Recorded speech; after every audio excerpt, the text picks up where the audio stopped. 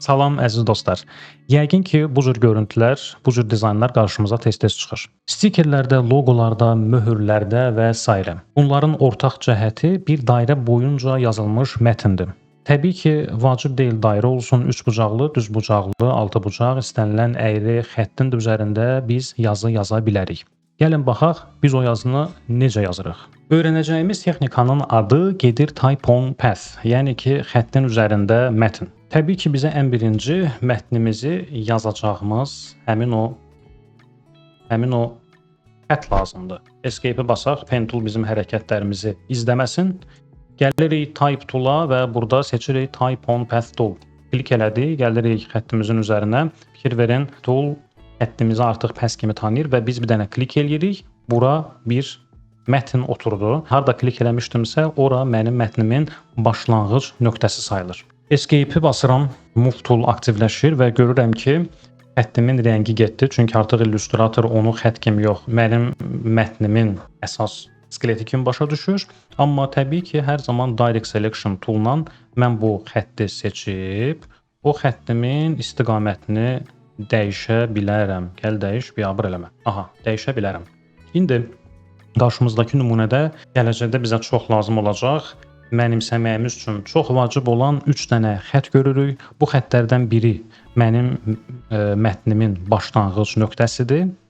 Növbəti xəttim onun bitmə nöqtəsidir. Fikir verirsiniz, mən onu yığdıqca burada məndə plus işarəsi əmələ gəlir. Yəni ki, mətnin xəttin üzərində tam yerləşməyib.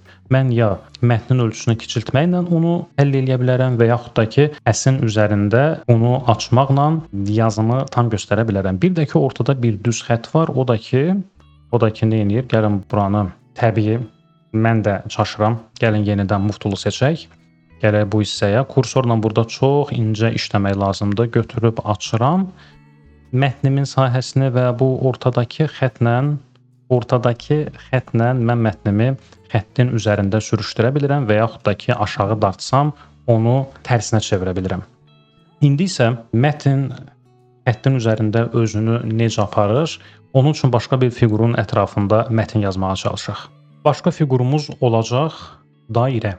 Dairəmizi çəkirik. Type T-ni basırıq, Type tool aktiv olur. Gəlirik buradan bizə lazım olan aləti seçirik. Dairəmizin üzərinə gətiririk. Path ipucu aktiv olan kimi klik eləyirik. Mətnimiz oturdu dairənin ətrafına. Escape-i basıram ki, mətnə əlavə eləməyim. Obyektimi seçdim. İndi gəlirik bunu idarə etmək üçün başqa xüsusiyyətlərə baxmağa. 1. Type-a girib buradan Type on path və Type on path options-a girə bilərik və yaxud da ki, bunun daha qısa yolu Type tool-un üzərində 2 dəfə klik eləyə bilərik. Pəncərəni çağırdıq, preview-nu mütləq yandıraq görək nələr baş verir. Bir effektlərə baxaq görək bizə bunu hansı növlərdə verə bilirsən. Perspektivlə bir növ itir və sonra yenidən arxası görsənərək qayıdır. Maraqlı texnikadır, bundan gözəl posterlər yaratmaq olur. Skew var, 3D ribbon var, stair step var, gravity var, rainbow var. Rainbow ilə gravity-nin incə fərqləri var. Seçdik. Misal üçün elə gravity-ni seçdik. Flip eləyə bilərik ki, xəttin üstündə və yaxud da ki, xəttin altında olsun və əsas maraqlı xüsusiyyətlərdən biri xəttlə mətnin münasibətləri. Ascender xətt mətndən üstdə olacaq. Descender xətt mətnimdən altda olacaq. Center mənim xəttim mətnimin tam mərkəzi ilə gedəcək. Təbii ki, bu əgər hamısı uppercase yazılsa, yəni bir blok kimi görsənsə mətnin, onda daha effektiv görsənir və buradan bir də baseline eləmək olur. Bu spacing-ə əl dəyməyin, çünki bir dənə klik eləsəz, aləm dəyəcək bir-birinə. Fikir verin, -799 point. Bu spacing həmin o bizim kənar hüdud xəttlərimizin məsafəsidir. Bunu da gəlin 10 point yazaq, yoxlayaq görək bu nəyə təsir elədi. Bəli, bax bu araya təsir elədi. Ora toxunmağa ehtiyac yoxdur. OK, bunu bastıq. Deməli biz bir dairənin üzərinə mətn gətirmək və onu detallı idarə eləməyi öyrəndik. İndi isə gəlin keçək praktikaya. Diqqət, praktika. Əlimizin altında öncədən yığdığımız bir şərti pizzeriyanın logosu var. Burada Type on path tətbiq edəcəyimiz mətnlərimiz Original and Cuisine. İlk öncə bizə nə lazımdır? Bizə bir dairə lazımdır. Dairəni shift basdıq, çəkdik. Dairəni çəkəndən sonra original sözünə Ctrl-X və yaxud da ki Ctrl-C delete eləyək boşluğu. Gəlirik buradan seçirik Type on Path toolu, gətiririk üzərinə, görürük ki, dairəmizi tanıdı və klik edirik və təbii ki, belə seçilmiş halda Ctrl-V bassaq bizdə mətnimiz dəyişdi. Bu nümunəmizdə yuxarıdaydı. İndi gəlin görək biz bunu yuxarı necə qaldıracağıq. Baxın, bu yuxarıdakı xəttimizdən tutub onu ehmalca qaldırırıq yuxarı, mərkəzləşdiririk. Mərkəzləşdirəndən sonra biz istəsək bu hüdud xəttlərini də belə ümumiyyətlə eksperiment eləyin ki, texnikanı daha yaxşı mənimsəyəsiniz. Bunu gətirdik, tam ideal mərkəzə otuzdurduq. Əsas çaşacağımız, amma ki, ümid eləyirəm başa salacağım nüans bura ikinci yazını gətirməkdir. Çünki əgər mən bunun dalınca bir quizində gətirsəm, həmən o sözü də açsam və istəsəm ki, o nümunədə olduğu kimi altdan belə yazılsın, o məndə heç cür alınmayacaq. Buna görə mən gərək ikinci dairəmi də yaradım. İkinci dairəni gəlin Command Z-lərə basaq. İkinci dairəni bunun üzərində yaratsam daha məntiqli olar. Ctrl-C, Ctrl-F üzərinə gətirdim. Mən bu dəfə bunu buradan Shift basıb 180 dərəcə fırlatdım. Bura özümdən yazım Quizzin. Düz yazdım. Yox. Mətndə görürsünüz. Q-I-C salamatı elə buradan Ctrl-C və bura Ctrl-V past eləməkdir. Əla. Onu da elədik.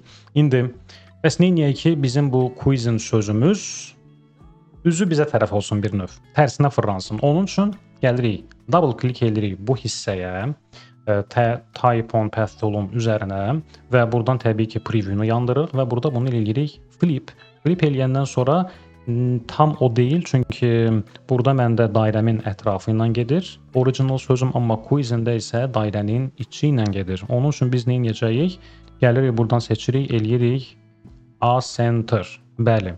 Hətta burada da mənə sual verə bilərsiniz ki, axı A-center eləyəndə xətlə yazının ətrafında məsafə qalır. Burada artıq bizə bir məntiq söylüyor ki, yaxşı. Gəl biz quizin mətnini eləyək center. Verdiniz. OK. Ondan sonra original sözünü də götürüb double click və bunu da əgər center eləsək, preview'nu basaq və izdə ideal görürsünüz. Original da həsən xəttimin üzərinə oturdu və quizin də xəttimin üzərinə oturdu. Çox ləzzətdir. Yadda saxladınız ki, quizini fırlatdıq, buradan flip elədik və alındı. OK-yi basırıq. Pizza sözünü yazmağı göstərməyə artıq ehtiyac yoxdur. Hamısını çox gözəl bilirsiniz. Buradan sadəcə bunu götürdüm. Böyütdüm. Artıq bu bizim fokusumuzu dağıtmasın. Bunu buradan silirik.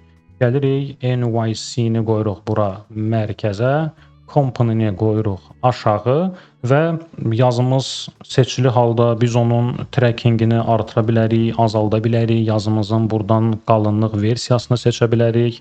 Artıq eksperimentlərə tam açığıq. Bu izin də sözün silirik və salam. Type on Path tool'la bu cür logo, bu sticker də ola bilər, möhür də ola bilər. Bu cür görüntünü öyrətməyi yəqin ki, bacardıq. Sizdən də xahişim, eksperimentlər aparın, çoxlu maraqlı görüntülər hazırlayın, bizlə paylaşın. Biz də görüşək gələn mövzularda.